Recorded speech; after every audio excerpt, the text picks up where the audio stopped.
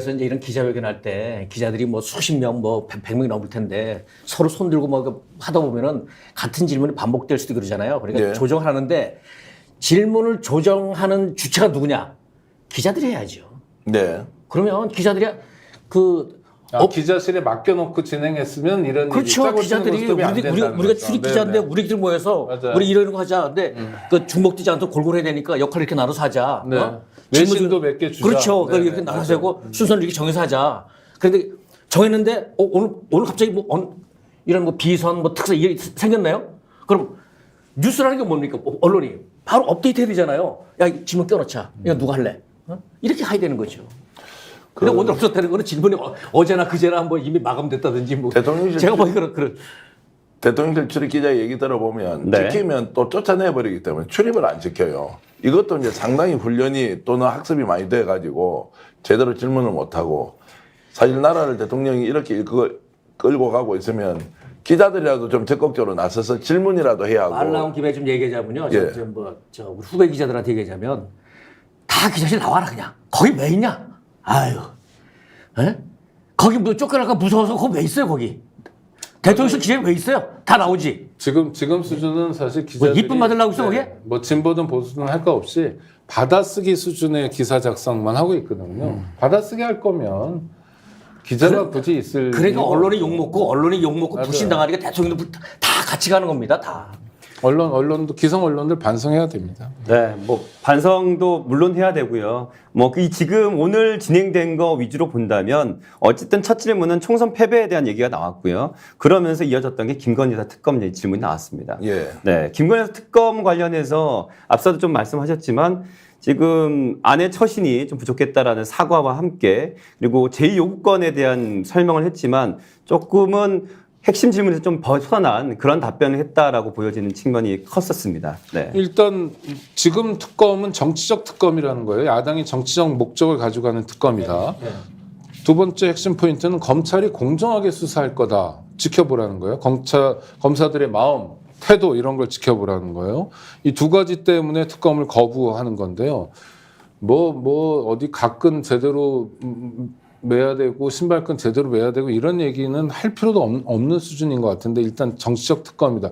특검 다 정치적 특검입니다. 온로비 특검은 안 그랬고 다른 특검 뭐 대통령 아들 관련된 특검은 안 그랬나요? 대통령과 관련된 대통령 부인과 관련된 특검 또는 뭐 최상병 사건 같은 경우도 마찬가지죠. 그 아주 중요한 사건인데 정치적이죠. 정치적으로 부각됐고 그래서 쟁점화된 거예요. 그러니까 정치적 특검이어서 특검을 하면 안 된다는 건 지난 김대중 정권부터 지금까지 한 25년 가까운 특검의 역사가 있는데 특검의 역사를 부정하는 겁니다. 특검은 검찰이 제대로 역할하지 않기 때문에 하는 거예요.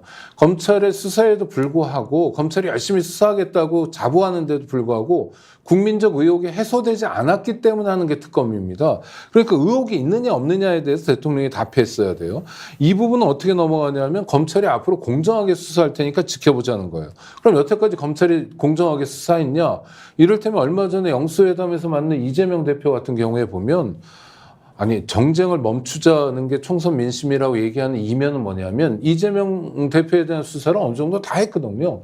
그래서 기소를 해놨어요. 지금 어느 거 하나만 걸려봐라 뭐 이런 거예요. 이제 판결들이 슬슬 나올 겁니까? 그러니까 이제 와서 얘기하는 거예요. 대통령 선거에서 붙었던 최대 정적에 대해서 지난 2년 동안 대한민국 검찰이 얼마나 탈탈 털었습니까? 서울중앙지검과 수원지검은 오직 할 일이 이재명 수사밖에 없는 것처럼 굴었잖아요. 아니 그런 검찰을 국민들이 다 봤어요. 이재명 대표 부인 김혜겸 씨 그 카드값이 얼마라고? 87,000원?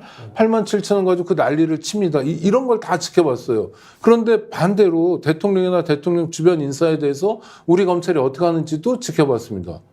그게 특검의 이유예요. 그런데 동문서답하는 거예요. 예를 들자면 네. 동네 이장이 이제 식당을 운영을 해요. 동네 이장이. 근데 그 식당이 원산지를 속여. 조미료를 너무 팍팍 쳐. 에? 유통기한이 지난 걸 써.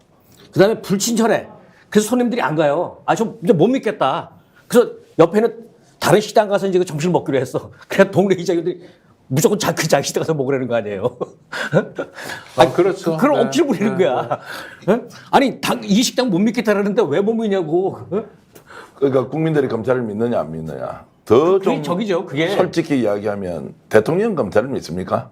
국민의힘은 검찰을 믿습니까? 뭐 민주당과 국민들은 안 믿는다고 치고 그 사람들은 믿고 있습니까? 선택적 수사, 편파 수사, 그리고 없는 사건도 만들어내서 죄를 뒤집어 씌우는 것들을 국민들이 목격하고 있는데 검찰 믿을 수 있으니까 수사 맡겨봅시다. 자, 이것이 지금 현실 상황에 대한 대통령 인식으로 자, 맞느냐 하나 있고요. 두 번째는 김건희 여사가 지금 명품백을 받았잖아요. 아마 이제 송경호 중앙지검장의 경우에는 명품백을 이것만 받았겠느냐. 최재형 목사는 본인이 직접 목격한 것이고 다른 많은 선물들이 뇌물 성격으로 건네졌을 것이다. 이거 수사해야 될 거 아닙니까? 그러면 그 의혹이 나온 상황에서 대통령은 이 명품백을 자, 박절하게 대하지 못했다고 지난번에 이야기했고 지금은 적절하지 않아서 국민들께 미안하다 하잖아요. 자, 제가 300만짜리 명품백을 공직자 또는 공직자의 부인이 받으면 어떻게 합니까? 이거 당장 수사하겠죠.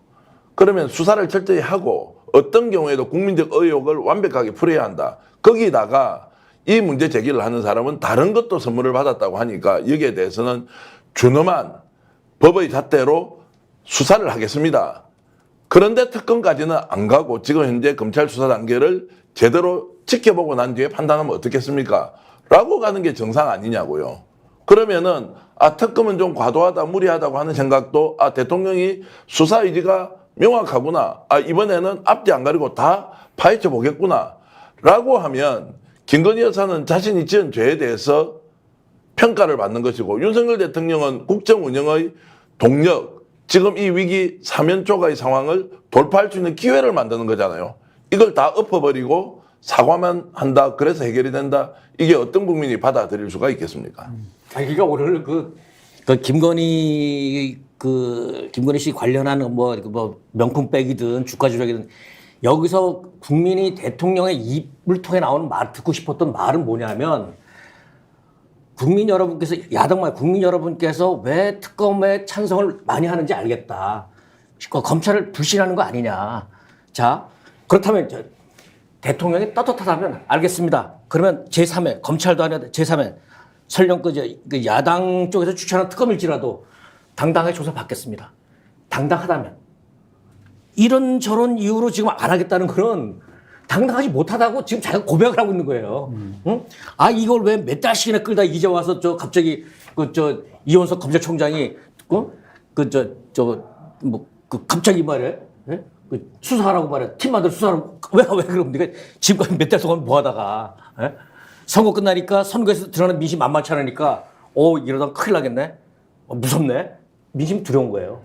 두려우니까 좀 끔찍 움직이는데 아니 스픽스는 말하는 언론입니다. 대세는 유튜브, 그중에서 스픽스. 좋아요, 댓글, 구독, 알림 설정. 여러분이 저희를 사랑해 주시고 우리가 여러분을 사랑하는 4가지 방법입니다.